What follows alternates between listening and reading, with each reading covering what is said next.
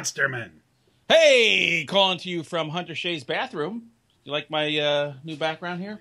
I don't know. Can you guys see? This is Bates Motel. I was just going to make a Psycho reference. I am a psycho. And you're wearing a Bumble t-shirt. It's so festive. I bounce. And if I move my foot 1 foot to the left, it's going to be in the cat box. Hi. So anyway, we're joined here. That guy who was talking over there, that is Matt Manochio. Hey, you got the Bumble. I got my Bumble. Hello. He is the author of Dark Servant, which, bizarrely enough, introduced me to Krampus. I literally never heard of Krampus until your book. That's sort of like how I felt a few years ago. I'd never heard about him before, and it just blew me away. Yeah, I don't know how I missed that. And now it seems like everybody knows Krampus, and now the movie. Your new book is 12th Krampus Night. Yes. And just before that was The Sentinels, which is a non-Krampus book, which I'm actually in the middle of right now, which is awesome. Cool. So, I hope you're enjoying it. Welcome to the show. How you doing? Thank you for having me. I'm doing fine. So this is new to me, so just fire away. Oh, you're in trouble. Jack, hit him with something. Well, first of all, Merry Christmas, Happy Hanukkah. I'm easily offended. Stop. Don't. That offends me. I need my safe space. Where's your red Starbucks cup? Yeah, that's true. Yeah. So I'm not taking off my hat. I met you a couple of years ago at Chiller Theater convention in the bar, and we've been talking about having you on in December for a holiday show. So I'm very excited about this. Now, I had heard about Krampus probably within the past 10 years, but a friend of mine, Morgan, you know him, Kevin, Hunter. Oh God. He brought him to my attention, and I realized that I was vaguely aware of this German legend, but I never paid much attention to it. And then slowly but surely, I started to hear more, and now like there's Krampus parades and stuff. But you were the first guy that I met that actually like wrote something about it, like took it and made it into a character or a book. Well, to be fair, I'm not the first, but I'm among the first to do that. I think I'd first heard about him in December of 2012 when my boss asked me if I'd ever heard of Krampus, and I had no idea what he was talking about. So then he took me to YouTube, and I urge all of your watchers, listeners, to go to YouTube, type in the phrase Krampus run, Krampus run, and you'll see people in Austria running up and down the streets drunk, dressed in these awesome, ridiculously awesome Krampus outfits. They're terrifying. And what parents do is they bring their kids there to get scared. And that's wonderfully German, if you ask me. Oh, absolutely. Yeah. But I'd never heard of it. And then I did a little just research, like, who the hell is this guy? And the idea of St. Nicholas having a dark companion to go around and discipline kids, my first reaction was to laugh. It wasn't to be scared, it was to laugh, because the idea of it was so absurd. And so the first thing I did was I actually went to Amazon and did a search for Krampus to see what kind of books are out there. And there really were none. There was maybe one commercially published book, a few short stories, but really that was it. I mean, you could compare that to vampires or werewolves, and you've got them all over the place. Right. And so it's a long story, but I knew our editor, Don Doria, and ran the idea by him, and he loved it. And that led to the Dark Servant. And I knew that there was a Krampus movie coming out this year. So last January, I wanted to try to just keep it going, to try to build on it. And I introduced Frau Perchta, who is another dark companion. They're all over Europe. It depends on the area of Europe that you're in. Frau Perchta is a Bavarian hag who slits open the bellies of bad kids. But she rewards the good one. She rewards the good ones with a coin in the shoe. So there's no middle ground there. You either get a coin or disemboweled. All right, so wait a minute. I feel like the bad side's getting pretty severe punishment, and the good side's not quite getting the reward equivalent of a slashing. You know, like a coin in your shoe. Like, how about like a happy ending or something? I mean,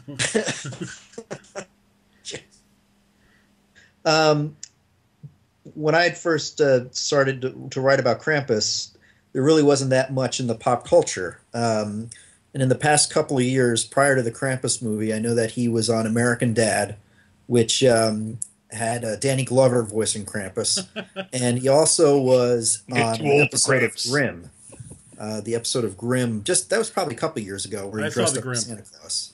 And that's really, as far as television, that's really about it. I think Supernatural might have done something with that. Okay.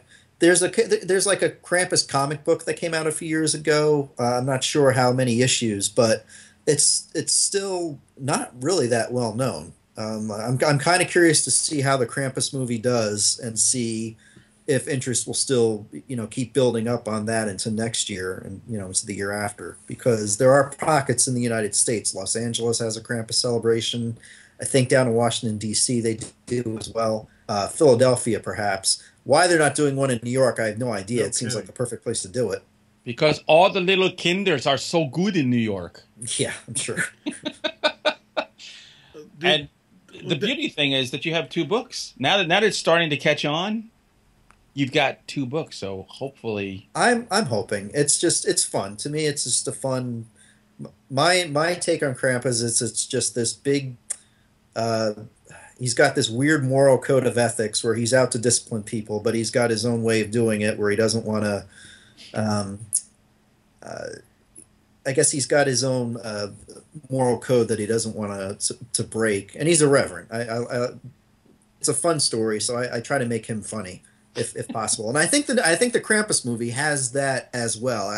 It's sort of tongue in cheek, which I think all of these things should be, just given the subject matter. yeah, absolutely. There's a couple of Krampus movies on Netflix, or not Netflix, on like Amazon Prime, that I have not looked at. But there's a Christmas horror story that's like 5 short stories, and they've got some Krampus stuff, and that's kind of a humorous horror mesh. Yeah, there was a couple of more low budget ones that came out in the past couple of years. I guess this one is the first really big budget movie that they're doing. I don't know if Kevin Smith's is going to be like that or not. I mean, he's well known too, so I don't know what his is going to be like. But yeah, no, I know are they on Netflix? Did you say they're on Netflix? Amazon Prime, I think. Oh, Amazon Prime. Okay, because I've yet to watch any of them, and that's kind of because I don't want anybody else's vision of it kind of like corrupting my own. I kind of like to, I don't want to inadvertently do something that somebody else is doing or being affected by somebody else's vision of the creature. So I kind of try to stay away. Well, let me ask you a question. Kevin Smith's Krampus will be half walrus. Yeah.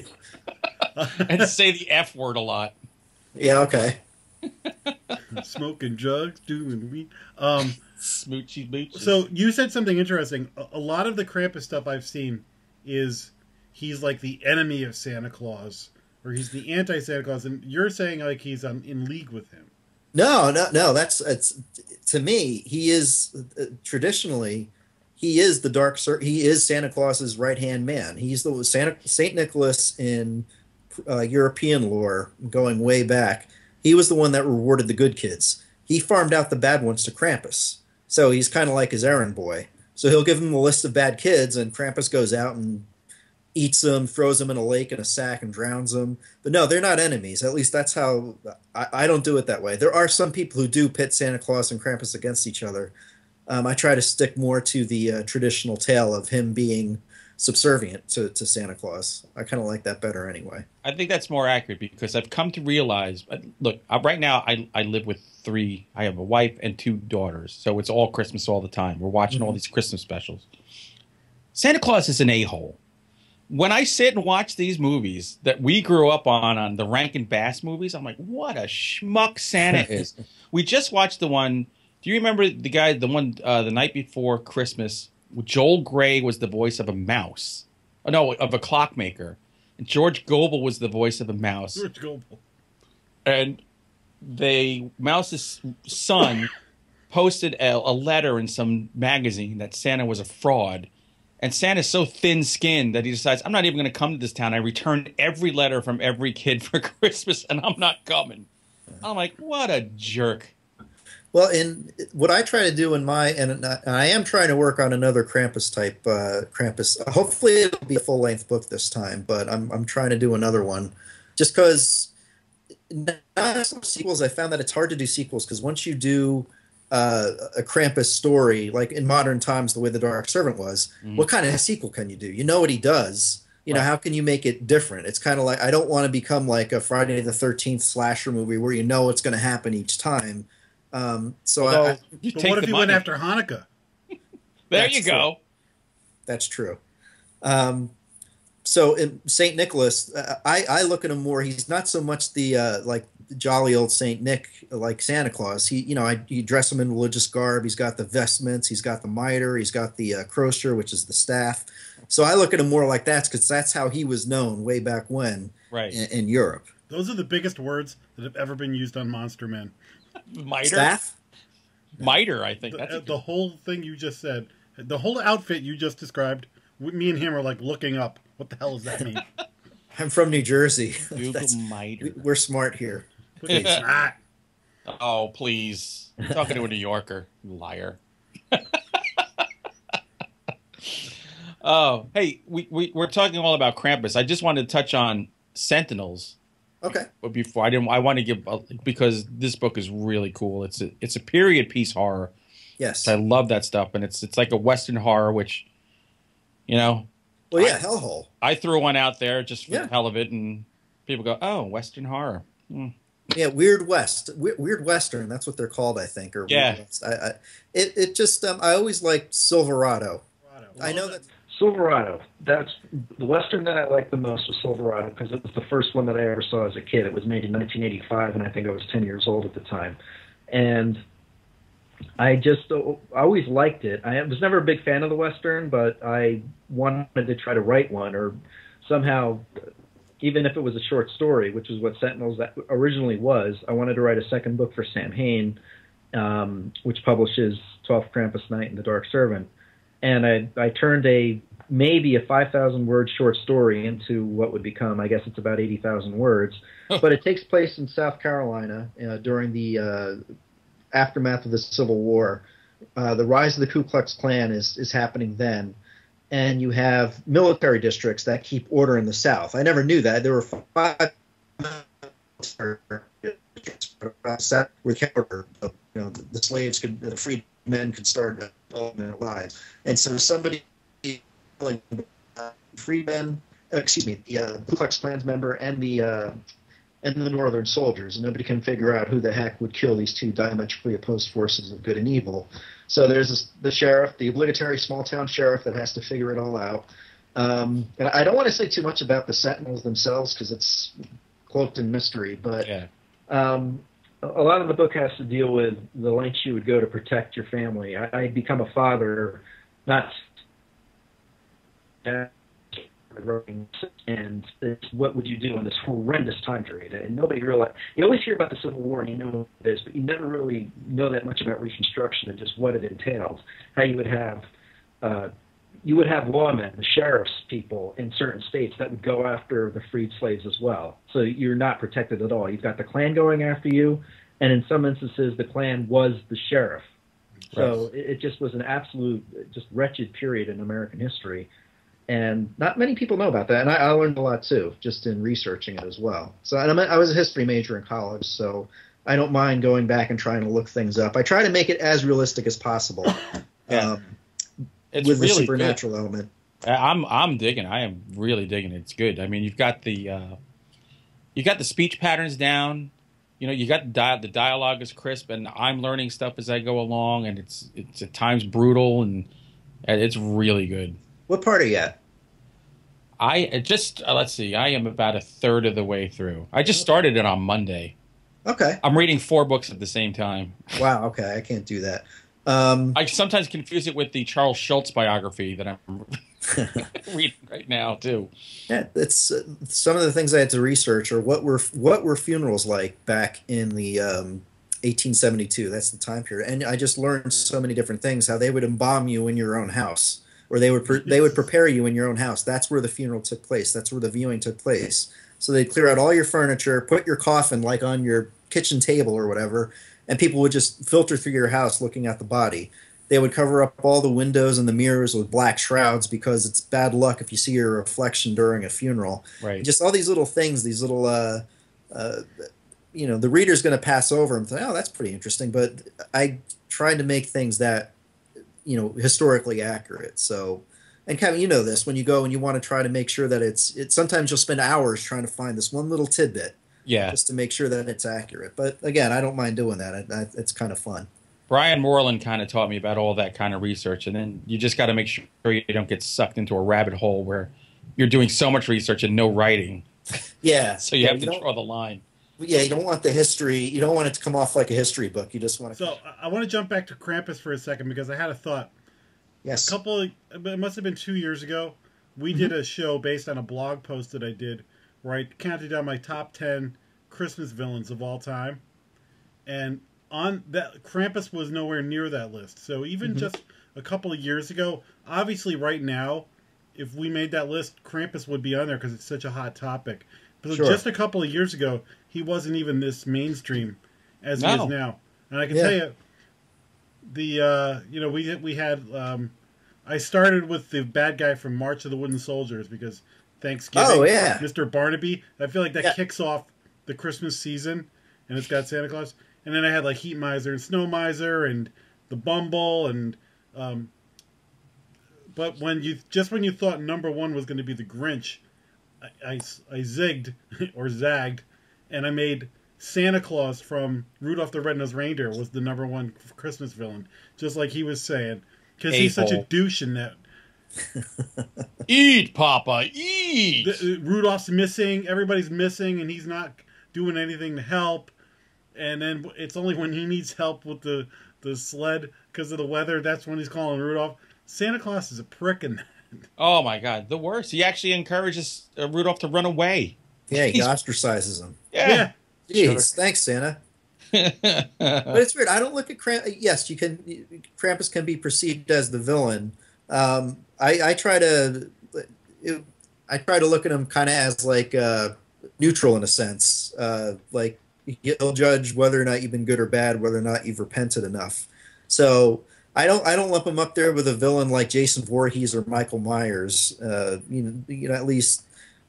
Krampus, at least the way I picture him, he can talk, he can think, he can reason. He's not just some mindless guy that goes across slashing people to bits. So I don't view him as a villain in that sense. So do these people have it common? Some of them do. Some of them, might be able to wiggle out of it. With 12th Krampus night, I have Krampus and Frau Perchta, the belly-slitting hag,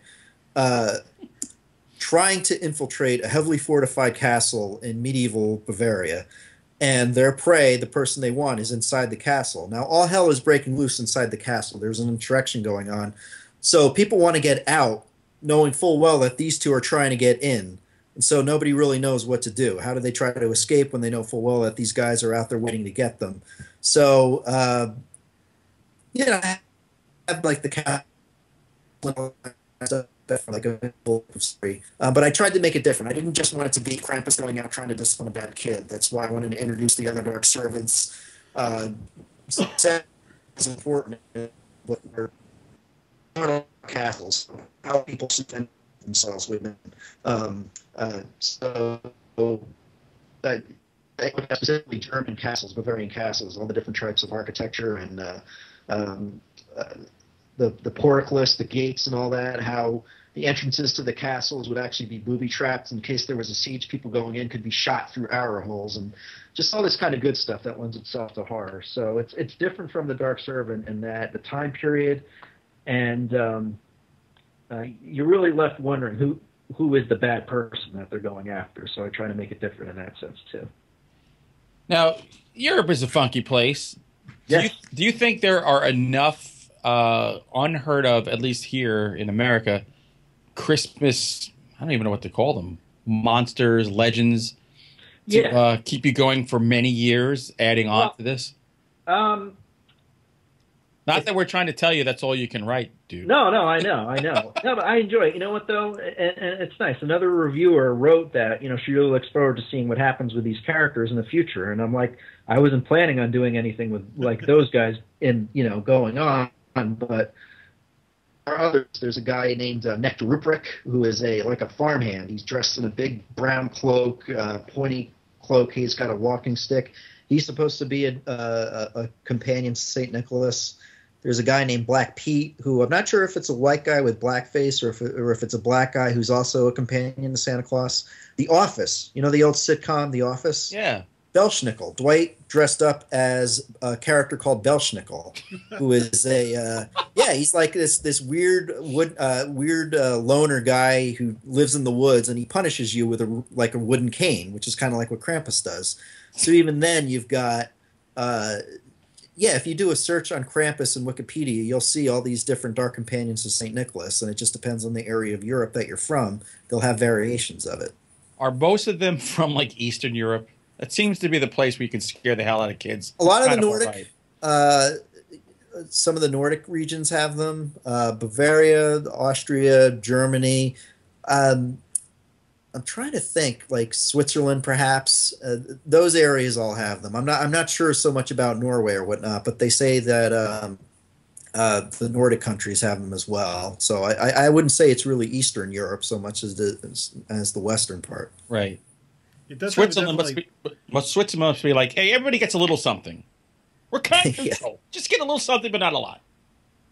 They're definitely, speaking of the show Grimm, there's definitely a Grimm's fairy tale feel to this Krampus and some of these other legends we're talking about, because you get the whole, the real Snow White, the witch ate her heart, or the real Pinocchio stabbed people in the eye with his nose, or whatever the hell.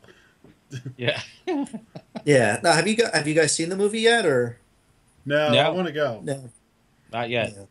Now, hopefully, I've got a week off, from work. The week following Christmas, so Star Wars and Krampus. Those are the two movies that I hope to see. So, I got my Star Wars tickets. You already do? Opening night, baby. I'm going on record right now to say it's going to suck. I hope not. I mean, it can't be any worse than as much as I love George Lucas. Just the prequels. Those were terrible, and I contend that Return of the Jedi was terrible. No, that's my favorite one. Is it?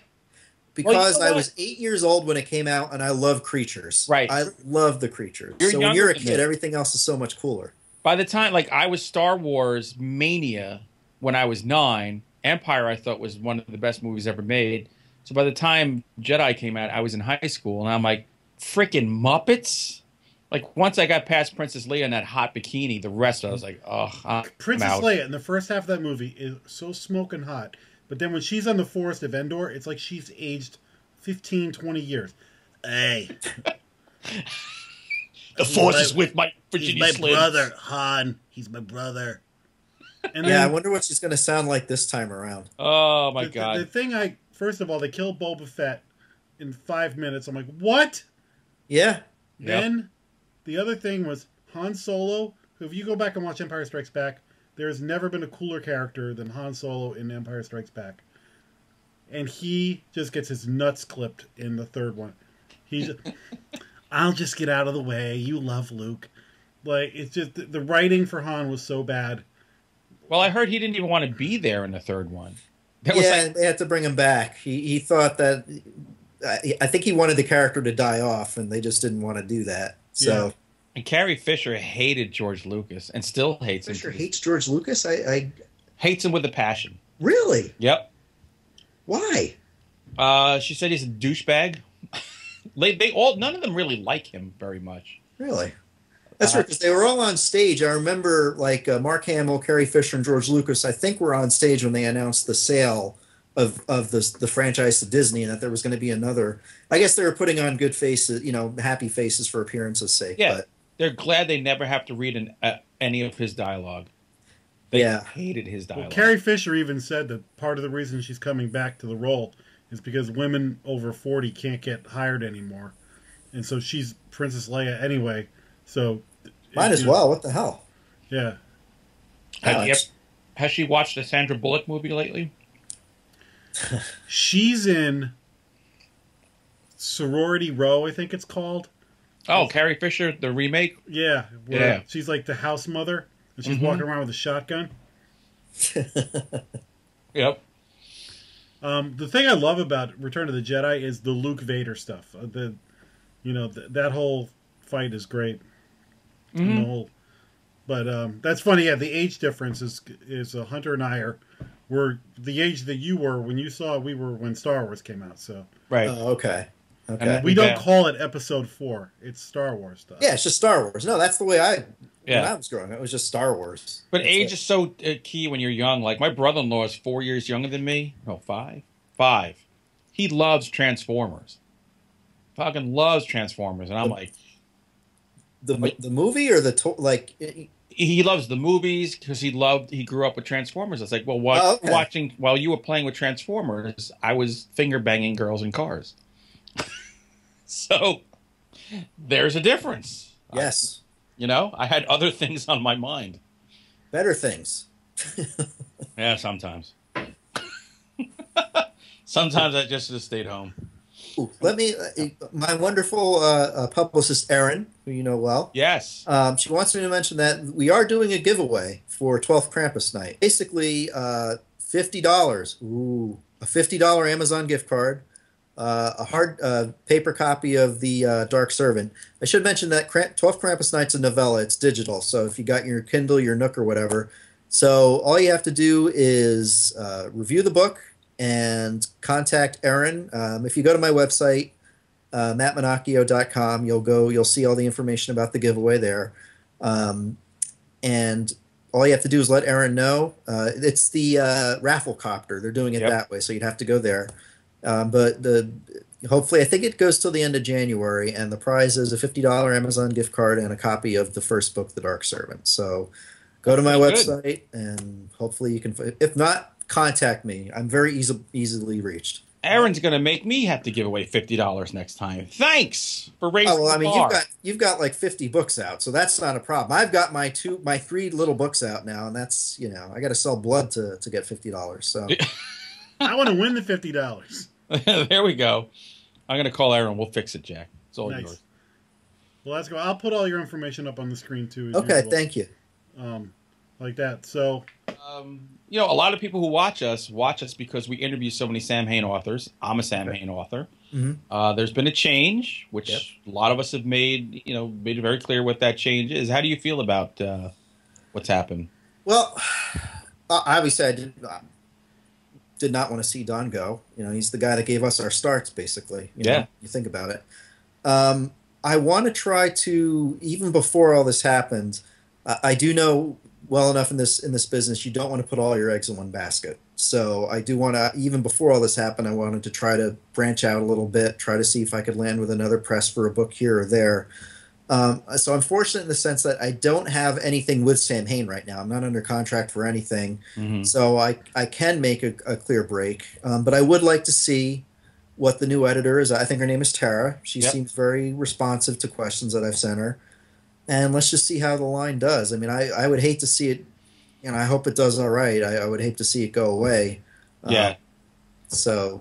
Hey, we don't want any horror lines to go away. No. We want them all up and running and accepting work. Yeah, I don't know what the whole deal was behind that. I do, I want to see how Don's doing. I haven't spoke to him in a little bit, but I'm sure he'll land somewhere. It's just a matter of time before somebody comes to their senses and picks him up. So he's the opposite of Krampus. Yeah, he drinks martinis. Krampus doesn't. So he sure as hell does. In fact, I got to call him. I'm going to go back out. Go ahead. How's he doing? Have you spoken to him or? Yeah, he's doing all right. So everybody, don't worry about Don. Like the dude, he will abide. Yes, I'm sure he will, and I'm confident he will. Yeah. Hey, hopefully he'll go on to bigger and better, and we can follow him there. That's the key, exactly. Yeah. Don't forget us, Don. Yeah. No, he's just a nice guy, and if you've met him, I'm sure you guys have all met him. He's just a really nice guy, and he is. So. Yeah. You know what? I got to say, all the editors that I've worked with have been super nice. Mm-hmm. I've got 4 different publishers, and they've all been great. So, yeah. So I wouldn't discount going back to Sam Hain, but I just want to try to spread your wings, so to speak, see what else is out there. Spread your Krampus. Yeah. I want to close out the show with, because we're monster men, just a quick couple of your favorite horror movies and maybe a couple of your favorite books, just to get an idea where you're coming from. The American Werewolf in London. Nice. That came out in 1981, I think. I was 6 years old, and that I was terrified. I didn't see it. I was way too young to see it. But my mom took my sister, who was 13 or 14, to see it. And I had seen back when they had newspapers, they had newspaper advertisements, like the monster was there and everything. And my mom came back like a half hour after leaving. And I'm like, what happened? She said it was just too much. It was just too much for Jen, my sister. And that made such a mark on me. Like, oh my God, it was that scary that my sister had to leave the movie. Right. And so I hide behind the couch when something's scary. I mean, I scare very easily. And what I loved about The American Werewolf in London is that we've all seen it in the first half hour, the first 15 minutes when they're on the moors in England, you don't see it. Stick to the road. Yeah, but that's to me what makes it terrifying is you don't see it, you just hear it. And I also like The American Werewolf in London because it's got humor in it, and I do try to sprinkle humor into my books. That's just the way I am. Yeah. So I think that's probably that's the one that definitely affected me most. That's one of my favorite horror movies of all time. Definitely top 10, probably top 5. I watched it again this October, and what struck me was how tight that story is. Yeah. They're on the moors. Mm-hmm. It happens. He's in the hospital, and it's like 3 days. Mm-hmm. And it's all over. The story's over. Like it's that quick. Yep. It does. It ages well. It's like wine. It's like a good wine. That movie ages well. Yeah. I saw that movie, I bought the Fangoria that had the pictures of the Nazi werewolves and him changing. Mm-hmm. And my walls were like half nude chicks, and then pictures of stuff from Fangoria. So there was a special section for Cheryl Tiegs and the American Werewolf in London on my wall. It was a very confusing room. Oh, wait, hang on one second. Let me go find something. One moment. A naked American man stole my balloons. He was still too heavy. I don't know if you can see it, but signed. Chiller Theater. Chiller Theater, Kevin. David Naughton came by to, he was one of the celebrities there. That's right. And I was able to get the Blu-ray copy and get it signed by him. He's a nice guy. He was a really nice guy, too. So. I would have had him sign a Dr. Pepper bottle. Remember that one? I like the high five. Hey, look, that movie gave him his living because he wasn't really in much after that. So. No, didn't need to be. He's in an episode of Psych that. Oh, really? Yeah, that pays homage to that. He was in a Seinfeld episode too, where he played a drunken boyfriend who went after Jerry in a comedy club, kind of, and they had to. Anyway, I don't know why I know that. I just did. The other horror movie that I like, I don't know, it's tough to call it horror because it's sci-fi too, is John Carpenter's The Thing, which is that may be my number one. Yeah, that's just because the effects were just so, for the time. I think that holds up too over time. Mm-hmm. Especially when Norris, the thing pops out of his chest and his head falls off. That to me is just amazing. I love that. I was just watching that the other night. It was on cable. So I watched about 25 minutes of it. And I mean, it's a miracle I even turned it off. I think I had to go to bed because I had to go to work. But I just get sucked in. And the scene with the blood testing is my favorite part of the... See, it's my favorite part of that movie is the fact that, how many guys were there? Were there 11 or 12? Yeah, about that. All of them are distinctive as hell. Yes. They found a way to give them a minimum screen time, and you knew everything about them somehow. And that's why the Thing, I wouldn't want to call it the remake, but it was the prequel, supposedly, that happened at the Norwegian camp. Yeah. I don't know who any of those guys were, Exactly. Sucked. And that's what made Aliens a great movie too, and Alien. You knew even the Marines. You knew who they all were. Yep. And you can't really say that about Alien versus Predator or any of the other ones that came out because you just don't know who they are. No, exactly. So, that's the beauty of those movies. Stephen King's Salem's Lot's probably my favorite. Just Jackie, love it. It's it's weird. It's not. I remember reading it once in an entire day, probably back in college or whatever. Yeah. And it just wasn't, to me, an engaging story. And to me, it wasn't terrifying or anything like that. I don't get scared by books very easily. I just read them for the story and hope it entertains me. And but that one sticks out. But I'm not. I know it's going to sound sacrilegious. I'm not really a horror fan in the sense that I have a whole bunch of horror books. I've got my share of Stephen King books. Jack Ketchum's The Girl Next Door. That was the first Jack Ketchum book I ever read. Oh wow! And that was just recently. I mean, honestly. So he told me about that book. It was one of the first books So when we started doing Monster Man, and he was like, "Oh, read this book, read that." I read that. I'm like, "Oh my god!" Yeah, that's a rough one, boy. It's brutal. But, it's not, and please, tell me your thoughts on it. To me, it wasn't scary, like, oh my God, boo. It was psychologically just, oh my God. Disturbing. Really, it was. And Catch Him at His Best. Catch Him at His Best isn't about horror. It's just about peeling back the layers of humanity and showing us at our worst. I think there's a book you recommended, McCammon's. It's like a post-apocalyptic one that you're telling me. Swan Song. Yes. I downloaded that. I haven't yet to read that one, but I have downloaded it on your recommendation, so that's in my Kindle waiting. Cool. But Jurassic Park is one of my favorite books, The Hobbit, so it's not really... It's kind of an eclectic mix. But good. Hey, all horror and no play makes Matt a dull boy, so... Yeah. And I'm reading Finders Keepers now by Stephen King. It's pretty good. I like it. Mr. Mercedes was great. I really enjoyed Mr. Mercedes. So you'll love the end of Finders Keepers. Okay, cool. Oh, I'm getting near the end now, where they the guy got to the house and shot. I don't want to spoil it for anybody out there, but I got to the house and we'll see what happens. It's a really good ending. It makes you salivate for the third book.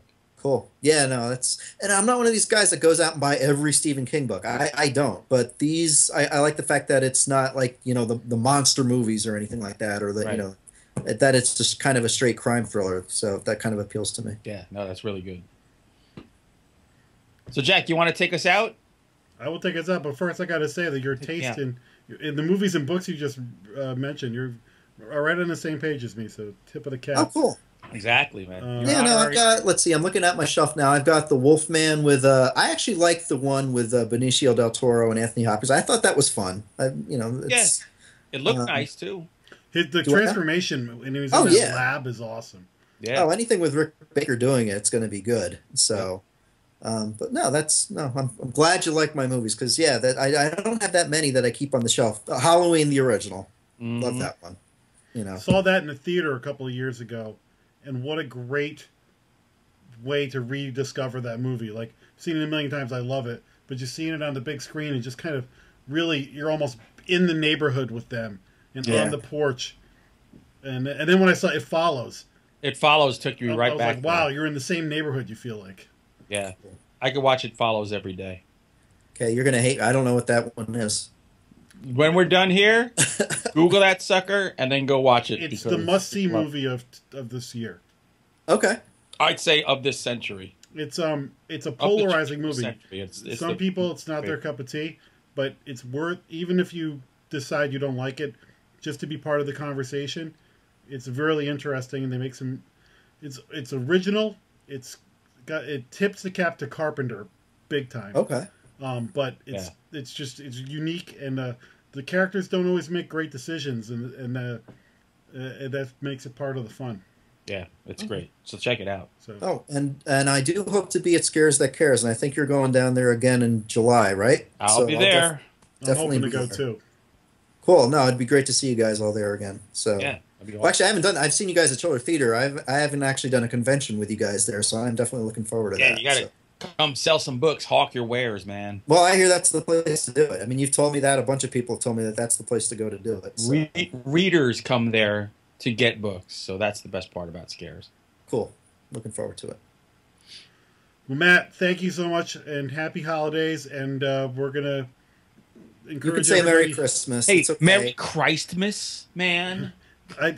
People out there, we're going to post this before Christmas, so I think not only is this a great book to read by the tree, but I think this would make a great gift stocking stuffer. So yes. Everybody get out there, support Matt, let us know how you like the book, and leave a review. Those reviews matter, and Kevin can attest to it. It's nice to get those reviews, even if you hate it. Leave a review, but if you do like it, let us know what you think. We'll send Krampus after you to tear your stomach open. But yes. Leave the review. Okay. All right, man. Thanks for coming on here, Matt. Thanks very much. It's been a pleasure. I really appreciate it. We'll see everybody next time on Monster Men. All right. Good night, guys. Good night.